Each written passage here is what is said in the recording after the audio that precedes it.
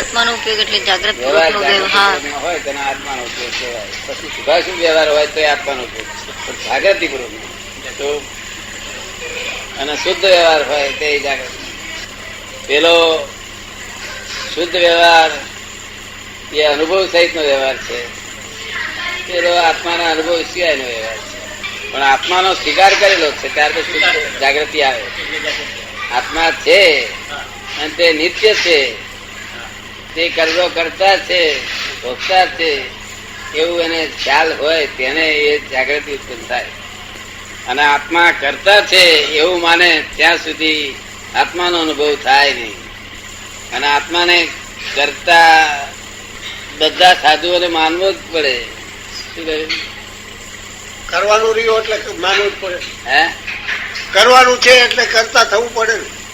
હા, એ લોકો અજ્ઞાન દશામાં આત્મા કરતા છે તેવું જ માને. શું માને? વ્યવહારથી કરતા છે, અજ્ઞાન દશાથી કરતા છે. જ્ઞાન દશા કરતા નથી. તમને જ્ઞાન થયું છે માટે તમને આત્મા કરતા કહીએ. જ્ઞાન નથી થયું તેને આત્મા કરતા કહીએ તેનો અર્થ ખુલાસો જ નથી. કેવી ઠંડક છે લોકો ભાઈ, અલૌકિક ઠંડક રહે અંદર. કે જ્યાં બાર પંખા ઉનાળા ગાળે સખત ઉનાળા બાર પંખાના ફરતા હતા એને પૂછીએ કે સાહેબ મહી પંખો ફર્યા કરે એટલે બહુ કશું જોઈતું. એવી અલૌકિક ઠંડક. 2 કલાક ના રહે પછી ફરી ગુંઠાણ ઉભું થાય, પછી 2 કલાક ના રહે ફરી એક સંયમ થયું અને નિરંતર એને ક્ષાયક થયું. નિરંતર એને ક્ષાયક. અને શાસ્ત્રની ભાષામાં તમને સાથે પ્રકૃતિનો ક્ષાયક સંગીતમાં તો 7 જવા જોઈએ. 7 પ્રકૃતિ ક્ષય થાય ત્યારે ક્ષાયક સંગીત કહેવાય. 4 અનંત અનુબંધી, 1 મિથ્યાત્વ મોહની, મિશ્ર મોહની ને સમ્યક્ત મોહની, આવી 7 જાય ત્યારે ક્ષાયક સંગીત થાય. તો તમારે 7 નહીં 19 ગઈ છે. શું છે? 19. હા, તમારે તો 7 નહીં 19 ગઈ છે. એ તમારું ક્ષાયક સંગીત કેવું જબરું હશે. 19 પ્રકૃતિઓ ખલાસ થઈ છે. એટલે કસાઈની બીજી બહાર પણ ગઈ, કસાઈની બહાર ગઈ બીજી પણ, બીજી બાર કસાયની ગઈ, કસાયની બીજી બાર ગઈ. 19 એટલે 12. હા, 16 પ્રકારના કસાય ગયા બધા. 16 પ્રકારના એટલે 12 અને 3 આ ગઈ.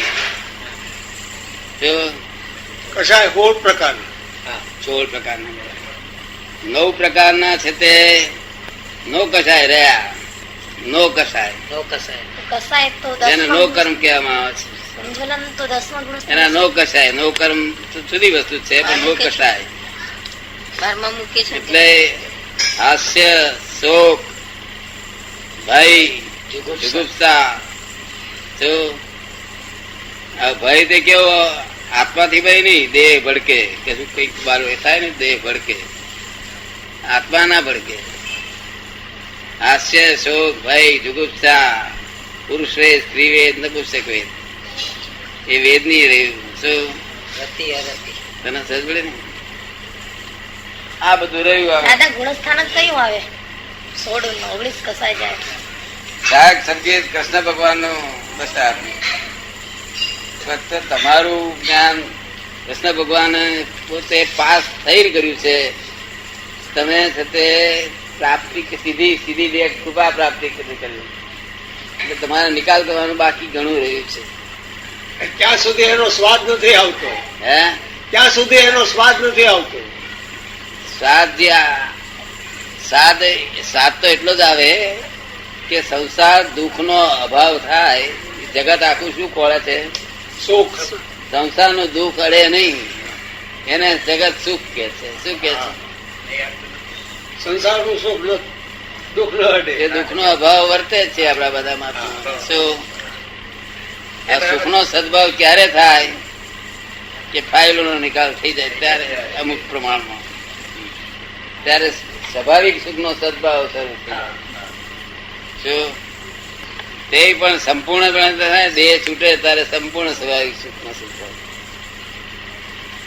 ત્યાં સુધી આવશે.